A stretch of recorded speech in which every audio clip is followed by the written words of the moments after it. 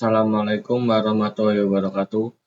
Perkenalkan, nama saya Bagas Inditya Nugroho dari program studi Teknologi Rekayasa Otomasi Sekolah Vokasi Universitas Diponegoro. Pertemuan kali ini kita akan membahas fungsi dari praktikum, algoritma, dan pemrograman. Langsung saja kita masuk ke materi yang pertama, yaitu ada definisi fungsi. Nah, fungsi itu adalah blok kode yang dibuat untuk menjalankan tugas tertentu, yang tujuannya agar program lebih rapi, mudah dibaca, dan tidak perlu menulis ulang kode yang sama. Nah, jadi teman-teman, apa sih sebenarnya fungsi itu? Nah, fungsi adalah sebuah blok kode atau bagian dari program yang dibuat untuk menjalankan tugas tertentu. Nah, kita bisa membuat fungsi supaya program kita bisa lebih rapi, tidak terlalu panjang, dan mudah digunakan kembali. Misalnya dalam kehidupan sehari-hari, kalau kita ingin membuat secangkir kopi, kita sudah punya langkah-langkahnya. Ambil air panas, tuang bubuk kopi, aduk, dan sajikan. Nah, setiap kali ingin membuat kopi, kita tidak perlu berpikir ulang semua langkahnya dari awal. Cukup panggil saja fungsi membuat kopi. Sama halnya dengan di pemrograman. Kita membuat satu fungsi yang berisi perintah-perintah tertentu. Dan kalau ingin menjalankan, kita cukup memanggil nama fungsi itu. Lalu ada input dari fungsi, input dan output. Yang pertama itu ada parameter. Nah, parameter adalah masukan yang dikirim ke dalam fungsi agar dapat digunakan dalam proses perhitungan atau logika di dalamnya. Dengan parameter, satu fungsi bisa digunakan untuk berbagai nilai input. Nah, parameter juga bisa kita anggap sebagai pintu masuk data ke dalam fungsi. Ketika kita memanggil fungsi, kita biasanya ingin mengirimkan suatu nilai agar fungsi itu bisa mengolahnya. Misalnya kita punya fungsi untuk menghitung luas persegi. Nah, nilai yang dibutuhkan untuk menghitungnya adalah panjang sisi. Nah, nilai sisi itulah yang kita kirimkan melalui parameter. Pada contoh ini, fungsi luas underscore persegi bisa digunakan untuk menghitung luas berapapun, tergantung nilai sisi yang kita masukkan. Nah, kalau kita tulis print luas persegi kurung 5, maka hasilnya adalah 25. Nah, di sini kita bisa melihat manfaat besar dari parameter. Jadi kita tidak perlu membuat fungsi baru setiap kali inputnya berbeda. Cukup ubah nilai yang dikirim ke parameter, fungsi yang sama bisa digunakan berulang untuk berbagai data. Selanjutnya kita output, yaitu ada return value. Nah, return value adalah hasil keluaran dari sebuah fungsi yang dikembalikan ke program utama. Nilai ini bisa disimpan, ditampilkan, atau digunakan untuk proses selanjutnya. Nah, return value adalah nilai keluaran atau hasil yang dikembalikan oleh fungsi setelah fungsi tersebut selesai menjalankan tugasnya. Dalam contoh kita tadi adalah perintah return sisi. Nah, kata kunci return digunakan untuk mengembalikan hasil perhitungan ke program utama. Jadi, kalau kita memanggil luas persegi buka kurung 5, tutup kurung, fungsi itu tidak hanya menjalankan perhitungannya, tapi juga mengembalikan angka 25 sebagai hasil. Nah, return value ini bisa kita gunakan lagi, misalnya disimpan ke variabel, ditampilkan di layar, atau dipakai untuk proses lain. Maka yang akan tampil adalah luas persegi adalah 64. Nah, intinya parameter dan return value bekerja seperti sistem input dan output pada mesin. Parameter menerima data masuk, fungsi data itu, dan return value mengirimkan hasilnya kembali. Tanpa parameter, fungsi tidak bisa menerima data dari luar. Dan tanpa return value, fungsi tidak bisa mengembalikan hasil ke bagian program lainnya. Jadi keduanya sangat penting agar fungsi bisa berinteraksi dengan bagian lain dari program.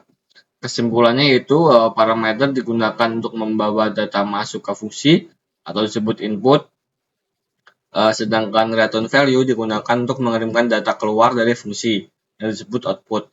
Nah, dengan dua hal ini fungsi bisa menjadi benar-benar fleksibel dan berguna untuk berbagai kebutuhan pemrograman. Oke teman-teman, kita sekarang akan membahas tentang jenis-jenis parameter dalam Python yang sudah kita buat dalam satu bentuk program. Nah, parameter adalah nilai yang dikirim dalam fungsi tadi. Nah, yang pertama itu ada parameter positional parameter.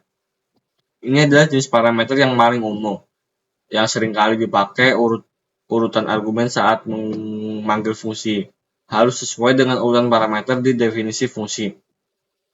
Di sini fungsi Sapa punya satu parameter yaitu nama. Jadi saat dipanggil dengan Sapa buka kurung Bagas tutup kurung, nilai Bagas dikirim ke parameter nama. Kalau kita ubah urutan atau jumlah argumennya, Python akan menampilkan error. Jenis kedua yaitu ada default parameter. Artinya parameter ini punya nilai bawaan. Jadi kalau kita mengirim nilai apapun saat memanggil fungsi, Python akan menggunakan data default tersebut. Saat kita memanggil Sapa default tanpa argumen, hasilnya adalah selamat datang Bagas karena Bagas adalah nilai default. Tapi kalau kita panggil Sapa default Sandy, maka yang digunakan adalah nilai yang baru yaitu Sandy.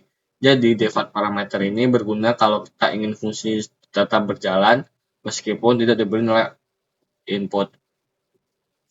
Lalu ada keyword parameter. Jenis ini yaitu memungkinkan kita memanggil fungsi dengan menyebutkan nama parameternya, bukan hanya berdasarkan urutan. Walaupun urutan kita balik umur dulu baru nama, hasilnya tetap sama karena kita menyebutkan nama parameternya secara eksplisit. Ini sangat berguna ketika fungsi punya banyak parameter dan kita ingin lebih jelas bagian mana yang dikirimkan. Terakhir ada arbitrary parameter. Nah, yaitu adalah parameter yang bisa menerima jumlah argumen yang tidak terbatas. Ada dua jenis, yaitu ada args digunakan untuk banyak argumen biasa atau non-keyword. Quarks digunakan untuk banyak argumen dengan nama keyword. Fungsi ini bisa menerima berapapun jumlah nama tanpa harus mendefinisikan parameternya satu persatu. Python otomatis mengubah menjadi tuple berisi semua argumen. Jadi kalau ingin membuat fungsi yang fleksibel dan bisa menerima input dalam jumlah bebas, nah gunakan args atau quarks. Nah kesimpulannya itu ada positional parameter yaitu urutan harus sesuai, default parameter yaitu punya nilai bawaan, keyword parameter yaitu memanggil fungsi dengan nama parameternya, lalu yang terakhir yaitu ada arbitrary parameter yaitu bisa menerima banyak argumen. Nah, dengan memahami keempat jenis parameter ini, kau bisa membuat fungsi Python yang lebih fleksibel. Oke teman-teman, selanjutnya itu ada pola literasi pada list. Nah, yaitu pola literasi pada list adalah cara perulangan membaca setiap elemen dalam sebuah list atau array satu persatu, dari awal sampai akhir. Misalnya menu underscore buka kurung nasi goreng, koma mie ayam, koma sate ayam, tutup kurung. Nah, jadi pola literasi pada list artinya kita bisa membuat list baru dengan satu baris kode saja, yang biasanya diambil dari hasil perulangan atau dari list lain, yang bentuk umumnya seperti ini. Nah, jadi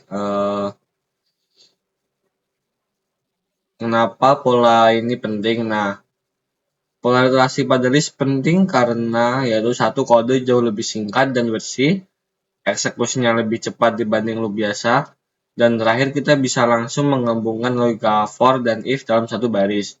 Tapi perlu kita ingat kalau ini isi logikanya terlalu rumit atau panjang, lebih baik tetap gunakan for biasa supaya kode tetap mudah dibaca orang lain. Nah, jadi kesimpulannya pada pola literasi pada list adalah cara singkat untuk membuat list baru dari data yang sudah ada. Yang pola umumnya adalah ekspresi ini. Nah,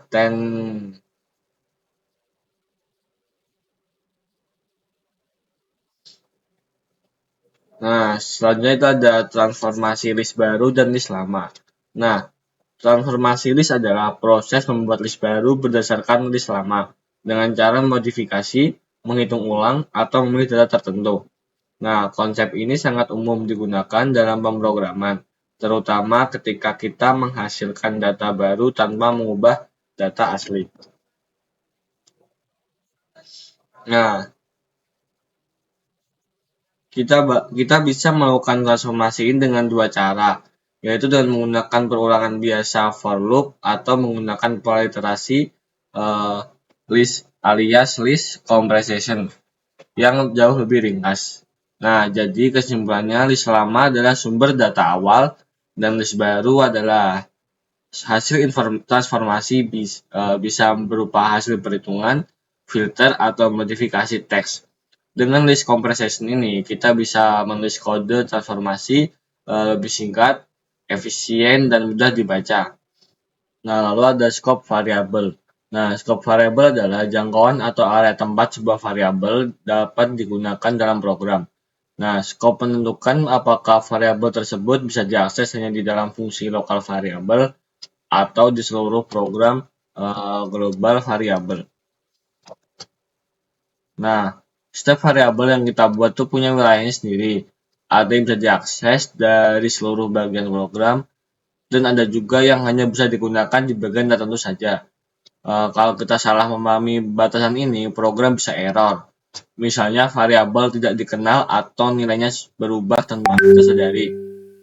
Nah, variabel global adalah variabel yang dibuat di luar fungsi. Karena berada di luar, variabel ini bisa digunakan oleh seluruh program, termasuk dalam fungsi. Nah, biasanya global variabel ini digunakan untuk menyimpan data yang sifatnya umum, misalnya konfigurasi, data utama, atau informasi yang perlu diakses oleh beberapa fungsi sekaligus. Namun perlu hati-hati karena jika terlalu sering menggunakan variabel global, program bisa sulit dipahami, terutama banyak fungsi yang mengubah nilainya. Berbeda dengan variabel lokal. Nah, variabel ini hanya bisa digunakan dalam fungsi tempat dia dibuat saja. Begitu fungsi selesai dijalankan, variabel lokal akan hilang atau tidak bisa dipanggil lagi. Inilah sebabnya ketika kita mencoba menggunakan variabel yang dibuat di dalam fungsi dari luar fungsi, biasanya akan muncul error bahwa variabel tersebut tidak dikenal. Variabel lokal cocok untuk data yang hanya dibutuhkan sementara, misalnya hasil perhitungan di dalam fungsi tertentu. Nah, jadi perbedaan antara global dan lokal variabel secara sederhana yaitu variabel global bisa digunakan di seluruh program. Variabel lokal hanya bisa digunakan di dalam fungsi tempat variabel itu dibuat. Nah, dengan memahami perbedaan ini, kita bisa lebih mudah mengatur data dan mencegah terjadinya bentrok antara variabel di dalam program. Nah, memahami skop variabel sangat penting supaya kita tahu di mana variabel seharusnya dideklarasikan dan digunakan. Dan pengaturan yang tepat program lebih mudah dibaca, efisien, dan aman dari kesalahan logika. Selain itu, ketika kita mulai membuat program yang besar atau bekerja dengan banyak fungsi, konsep skop ini akan sangat membantu untuk menjaga agar setiap bagian kode tidak saling mengganggu. Nah, kesimpulannya skop variabel menentukan di mana variabel bisa digunakan. Ada dua jenis utama yaitu global dan lokal.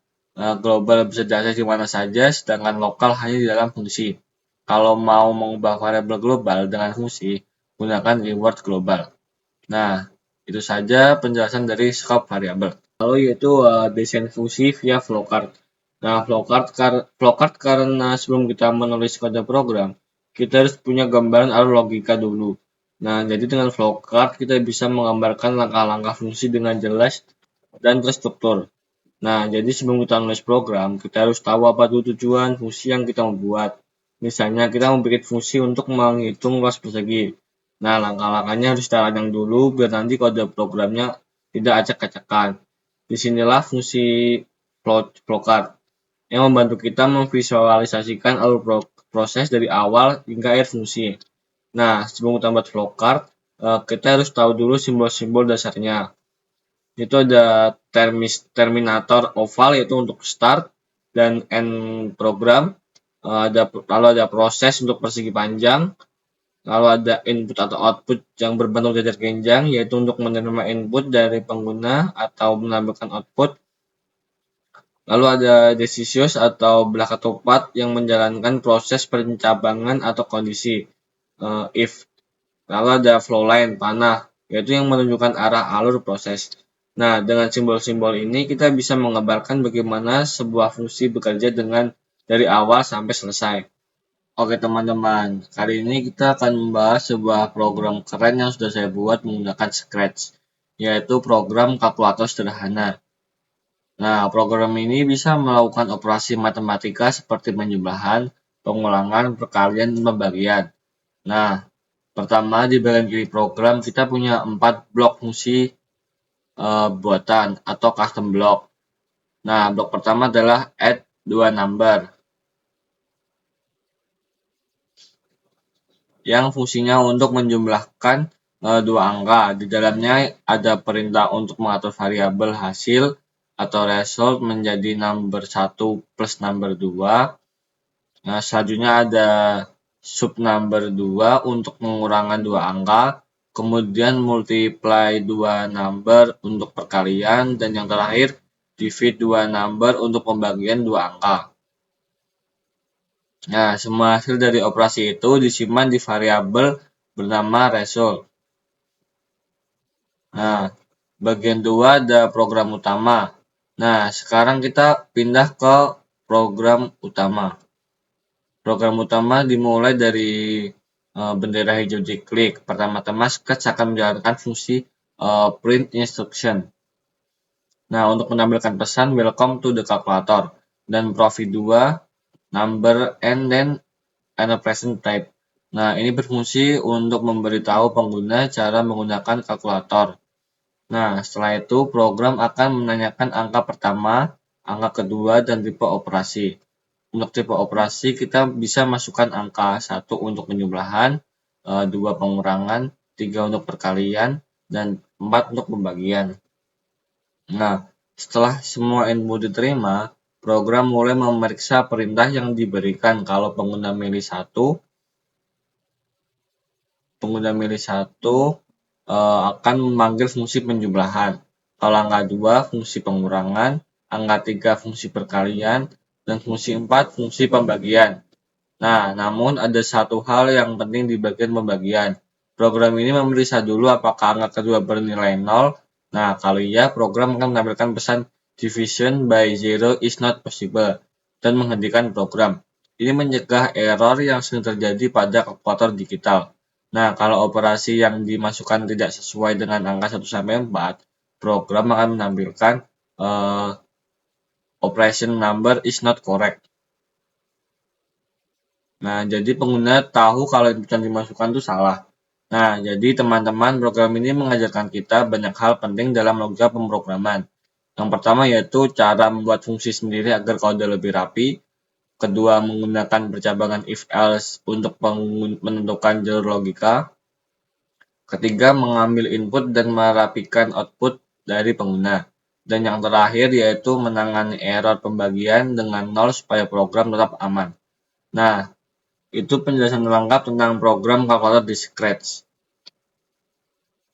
Nah, sekarang kita akan mencoba mendemokan program ini. Nah, yang pertama, jalankan program dengan mengklik tombol hijau. Nah, saat saya klik bendera hijau, program langsung memberikan instruksi kepada pengguna untuk memasukkan 2 angka dan memilih jenis operasi. Nah, pertama saya akan masukkan angka 8 di input 1. Nah, kedua saya akan masukkan angka 4. Selanjutnya Scratch menanyakan jenis operasi. Nah, saya memasukkan angka 3 untuk perkalian. Nah, lalu program akan menjalankan fungsi multiply 2 numbers 8 sama 4 atau 8 kali 4. Variabel result akan berisi nilai 32. Nah, split akan menampilkan hasil misalnya dengan blok say result. Nah, hasil perkaliannya adalah 32. Nah, program ini otomatis memanggil fungsi perkalian dan menghitung hasilnya dengan benar. Kita juga bisa mencoba operasi lain. Kita bisa menekan hentikan ini, kita mulai ulang. Kita bisa masukkan misalnya angka 10, lalu yang kedua dengan angka 5. Kita coba memilih angka 2. Nah, hasilnya 5, yaitu 10 dikurangi 5.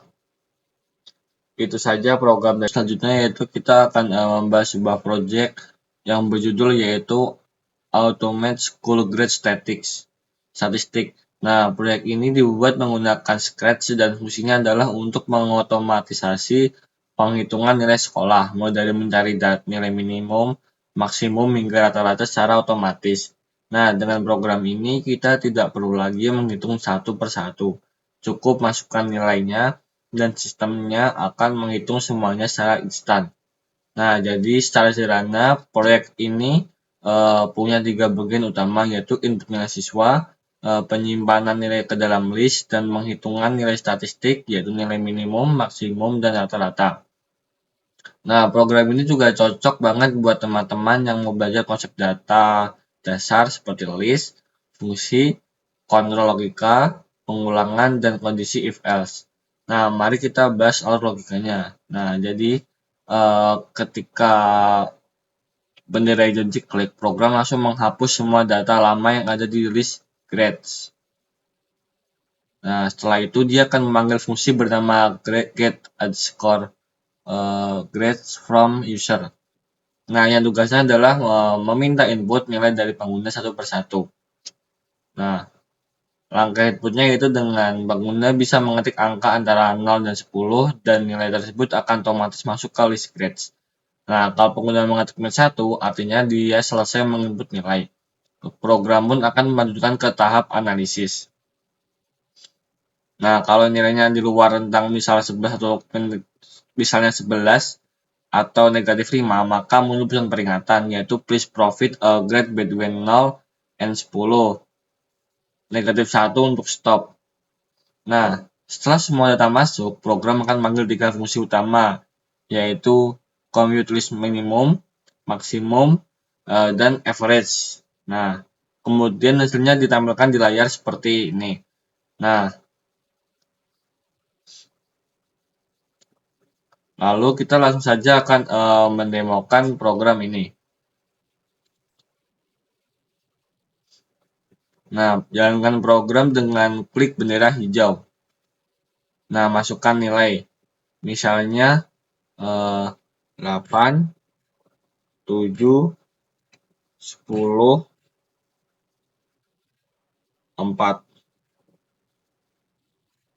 Dan lalu saya akan mengetik negatif 1 untuk berhenti. Nah, hasil akan muncul min 4, max 10, dan average-nya 7,25. Nah, sekarang setelah saya jalankan, program akan memunculkan kalimat itu.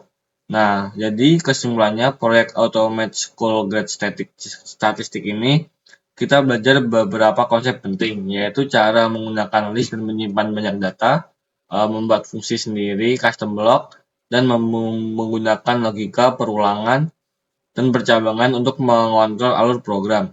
Nah, program ini bisa dikembangkan lebih jauh, misalnya menambah fitur penilaian huruf A, B, C, D, atau bahkan menampilkan grafik nilai siswa di Scratch. Oke, sekarang saya akan membuat versi Python di Replit. Saya cepatkan saja.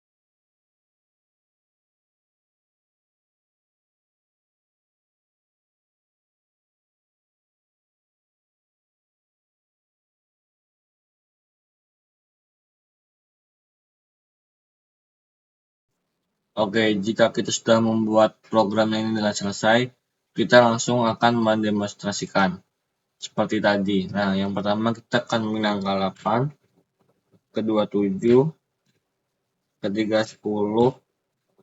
Nah, lalu saya akan 4, dan saya akan memilih negatif 1 untuk menghentikan. Nah, jadi nilai minimumnya adalah 4, maksimal 10, dan average-nya 7,25. Nah, ini sama seperti tadi di Scratch, tapi kita ini menggunakan Python di Rapid. Nah, dari demo ini kita bisa melihat bahwa program ini berhasil menggunakan konsep fungsi, perulangan, dan validasi input untuk mengolah data nilai mahasiswa. Nah, sekian demo program fungsi Python dari saya dan juga materi fungsi dari pertemuan kali ini. Maaf jika ada salah kata. Wassalamualaikum warahmatullahi wabarakatuh.